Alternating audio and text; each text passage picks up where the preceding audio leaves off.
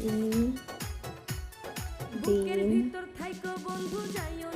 লবণ, baking soda, কালো জিরে এরকমভাবে আটা মাখিয়ে লেচি করে নিয়েছি। ভালোবাসি বন্ধু তোমায় থাইকো না দূরে, ভালোবাসি বন্ধু তোমায় থাইকো না এরকমভাবে কেটে নিয়েছি। আমার কাটা কমপ্লিট। এবার চুলায় তেল গরম করে নিয়েছি, তেলের মধ্যে দিয়ে দিব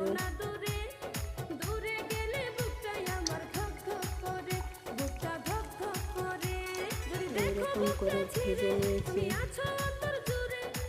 আমার খাস্তার রেসিপি কমপ্লিট।